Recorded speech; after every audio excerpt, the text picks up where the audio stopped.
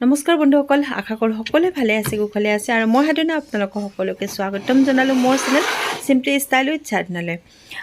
আহকচোন আজি কলমৌ শাকৰ উপকাৰিতাৰ বিষয়ে অকণমান জানো। আৰু কলমৌ শাকবিধ এতিয়া এইখিনি সময়ত মানে একদম বজাৰত গ'লেই হ'ল, পাবই পাব, কাৰণ এইটো ছিজন হয় কলমৌ শাকৰ। গতিকে ইয়াৰে অকণমান উপকাৰিতাৰ বিষয়ে জানো আহকচোন। এই শাকবিধত বহুত বেছি হেল্থ বেনিফিট আছে। এই শাকবিধত পোৱা যায় এণ্টিঅক্সিডেণ্ট, ডায়েটাৰী ফাইবাৰ, প্ৰ'টিন। এই কলমৌ শাকবিধে আমাৰ কলেষ্ট্ৰল লেভেল ৰিডিউচ কৰে। লিভাৰ প্ৰব্লেমৰ কাৰণেও হেনো বহুত ভাল। আৰু জণ্ডিছ হ'লে এই শাকবিধ খাব পাৰে, জণ্ডিছৰ কাৰণেও ভাল হয়। আকৌ যিসকলে এনিমিয়াত ভোগে তেওঁলোকেও এই শাকবিধ ৰাখিব পাৰে নিজৰ ডায়েটত। আৰু এনেও মহিলাসকলে খাব পাৰে, জানেনে? মহিলাসকলে বেছিভাগৰে মানে আইৰণ মানে কি হিমগ্ল'বিনটো কমিয়ে থাকে। হিমগ্ল'বিনটো 9.99ৰ ওপৰত নাযায়েই বেছিভাগৰে, মোৰ নিজৰে এনেকুৱা হয়।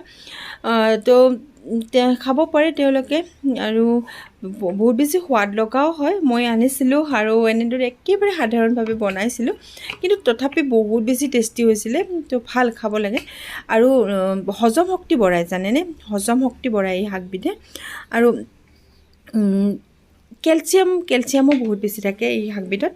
আৰু প্ৰথমতে যেতিয়া মই ডাঙৰ ল'ৰা প্ৰেগনেণ্ট আছিলোঁ, তেতিয়া সেইখিনি সময়ত মানে মোৰ বহুত বেছি কেলছিয়ামৰ মানে প্ৰয়োজন হৈছিলে, কাৰণ মই ঔষধ একেবাৰে নাখাইছিলোঁ। আইৰণ, কেলছিয়াম এইবোৰ যিমানখিনি ডক্তৰে ঔষধ দিছে, মানে তেতিয়া অকণমান সৰু আছিলোঁ ন, ডাঙৰ বাবু জন্ম পাওঁতে বহুত বেছি বয়সটো কম আছিলে মোৰ। তো সেইখিনি সময়ত ইমান বেছি ঔষধৰ মানে কথা বুজিও নাপাইছিলোঁ।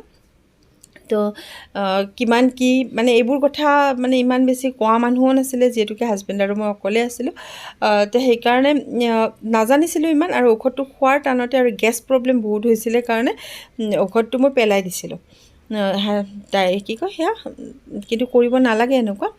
আইৰণ আৰু কেলছিয়াম পেলাই দিছিলোঁ। তো পেলাই দিয়াৰ ফলত মোৰ মানে বহুত বেছি সমস্যা হৈ গৈছিলে। লাষ্টত বিষ কিবা কিবি বহুত হৈছিলে।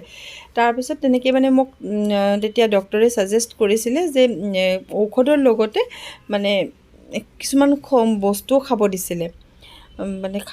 তো তাৰ ভিতৰত কলমৌ শাকটো আছিলে। তো সেইটো কাৰণে খাব পাৰে, কলমৌ শাকটো বহুত বেছি ভাল হয়।